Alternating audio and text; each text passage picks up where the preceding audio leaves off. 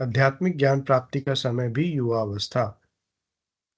गुरुदेव लिखते हैं, मनुष्य जीवन में क्रमिक विकास के अनुसार ही कार्य करने के नियम निर्धारित किए गए हैं। शारीरिक और बौद्धिक विकास का को ध्यान में रखते हुए संपूर्ण जीवन को 4 भागों में बांटा गया है। ब्रह्मचर्य, गृहस्थ, वानप्रस्थ और संन्यास।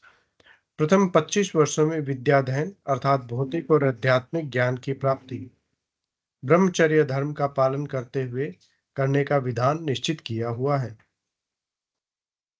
विद्यार्थी जीवन के आखिरी 2-3 वर्षों में वैदिक दर्शन और योग दर्शन की शिक्षा संपूर्ण ढंग से दी जाती थी, ताकि वह अगले तीनों आश्रमों में पूर्ण रूप से अर्थात शारीरिक, मानसिक और बुद्धि से स्वस्थ रहते हुए सार्थक जीवन जी सके।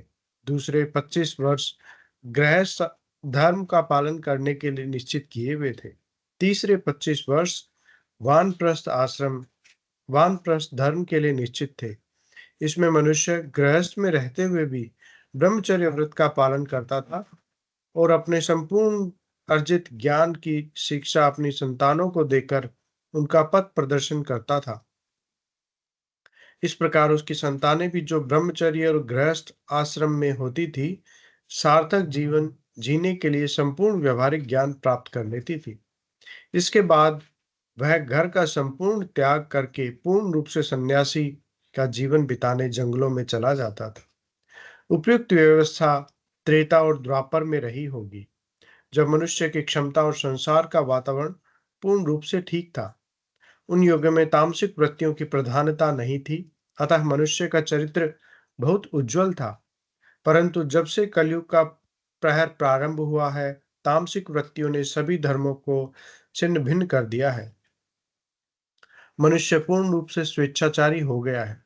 जीवन की सभी मर्यादाएं पूर्ण रूप से छिन्न भिन्न हो चुकी हैं।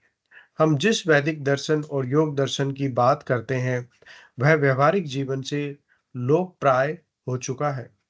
आज हमारे उपयुक्त दोनों दर्शन मात्र दार्शनिक ग्रंथों में कैद पड़े हैं। जब तक इस ज्ञान को कैद से मुक्त करके मनुष्य शरीर रूपी प्रयोगशाला में प्रमाणित नहीं किया जाएगा, सार्थक जीवन बिताना असंभव है।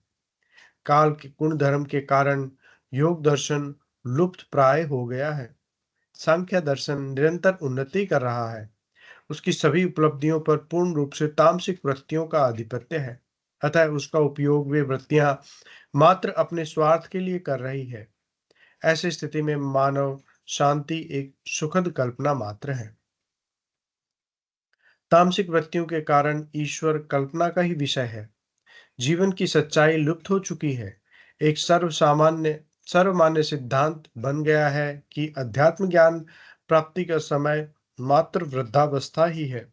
कैसी भ्रांति फैला दी है। मानव अध्यात्म ज्ञान व्यवहारिक जीवन का एक अड़चन है। अगर वह ईश्वर व्यवहारिक जीवन में सार्थक नहीं था, तो बुढ़ापे में वह क्या कर देगा। बुढ़ापे में सभी अंग प्रत्यंग शिथिल पड़ जाते हैं, अनेक प्रकार की बीमारियां घेर लेती है। उन्हीं कष्टों की तरफ ध्यान रहेगा, ईश्वर याद ही नहीं आएगा। अतः सभी प्रकार के ज्ञान प्राप्त करने का समय किशोरावस्था ही है।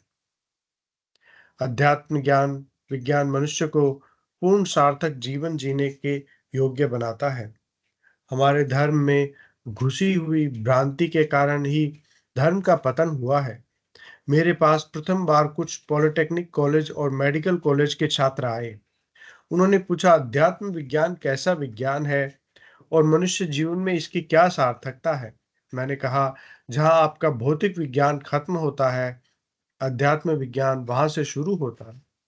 आपका विज्ञान एक टेस्ट ट्यूब में कैद है। हमारे विज्ञान की टेस्ट ट्यूब पूरा ब्रह्मांड है। उन्हें मेरी बात बहुत ही बुरी लगी।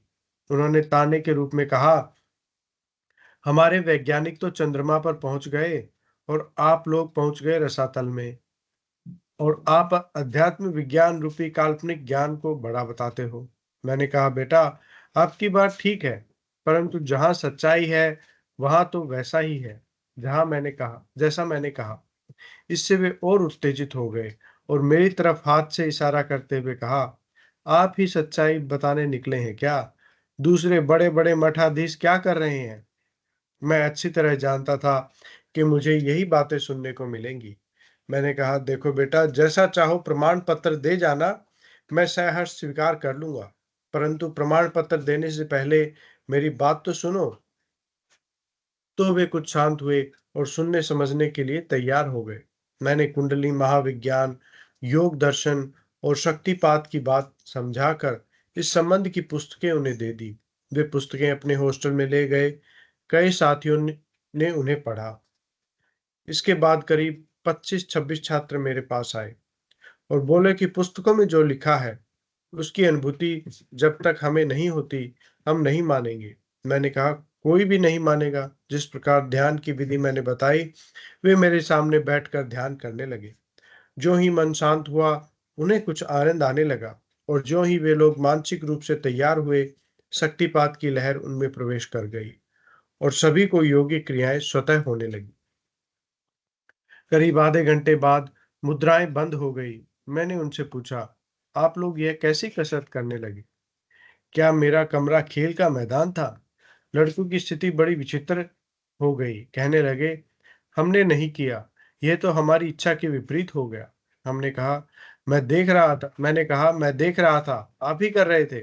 उन्होंने कहा, आपके आदेश के अनुसार आंख बंद करके आज्ञा चक्र पर ध्यान केंद्रित कर रहे थे कि अचानक अंदर से ये क्रियाएं करवाई जाने लगी। हमने आंखें खोलने का प्रयास भी किया, परंतु आंखें नहीं खुली। शरीर को मजबूती से रोकने का प्रयास किया, परंतु नहीं रोक सके। आखिर सोचा, होने दो, देखें आगे क्या होता है। अब अपने आप बंद हो गई। कोई अंदर से निर्देश दे रहा था, उसी कारण से हो रही थी। अंदर कौन दिशा निर्देश दे रहा था, हमें दिखाई नहीं दिया। तब मैंने कहा, इसका अर्थ यह हुआ कि अंदर कोई ऐसी शक्ति भी है जो आपको अपनी इच्छा से चला सकती है। वे बोले, इस अब इसमें तर्क की गुंजाइश ही नहीं। मैंने बोला, फिर अंदर वाले से गहरी दोस्ती करो, वह आपको बहुत कुछ बताएगा। इसके बाद वे प्रतिदिन शाम को 5 और 6 के बीच आकर ध्यान करने लगे और सभी को विभिन्न प्रकार की योगिक क्रियाएं होती। जो ही कुंडलिनी आज्ञा चक्र के निकट पहुंची, प्राणायाम स्वतः होने लगा। तब मैंने कहा कि इस दीक्षा में मंत्र दीक्षा के बिना आप समाधिस्थ नहीं हो सकोगे। आज्ञा चक्र तक तो हठ योग से भी काम चल जाता है, परंतु आज्ञा चक्र का भेदन करके पर ब्रह्म सच्चित आनंद सच्चिदानंद घन के जगत में प्रवेश करने के लिए उपयुक्त मंत्र का जप ध्यान के साथ नितांत जरूरी है। तब तक वे सभी मानसिक रूप से तैयार हो चुके थे। दीक्षा के बाद थोड़े दिनों में उनकी समाधि लगने लगी। तब एक दिन मैंने उनसे कहा, बेटा, अब जो भी प्रमाण पत्र देना चाहो दे दो, मैं सहर्ष स्वीकार करने को तैयार हूँ। लड़के बहुत ही शर्मिंदा हुए, बोले, गुरुजी, आप हमें कुछ भी कहें, हम निर्दोष थे। क्या भारत के आध्यात्मिक जगत में यह ज्ञान करवाया जा रहा है? अतः मेरी मान्यता है कि जब संसार के लाखों युवा अपनी आंतरिक चेतना की अभिवृद्धि करके भौतिक विज्ञान पर शोध कार्य करेंगे, तो भौतिक विज्ञान की असंख्य समस्याएं सुलझ जाएंगी। मैं सामूहिक दीक्षा देता हूँ। उस परम सत्ता के लिए 1 लाख लोगों को चेतन करने के लिए क्षण का समय की भी आवश्यकता नहीं। अगर मेरे सामने 1 लाख लोग दीक्षा लेने बैठे हैं, तो उनमें से सभी सकारात्मक लोग एक साथ चेतन हो जाएंगे, चाहे उनकी संख्या कितनी ही अधिक क्यों न हो। सामूहिक शक्तिपात दीक्षा बिना विश्व शांति असंभव है। अतः विश्व के सभी सकारात्मक स्त्री पुरुषों को सप्रेम आमंत्रित करता हूँ। जय गुरुदेव, जय दादा गुरुदेव।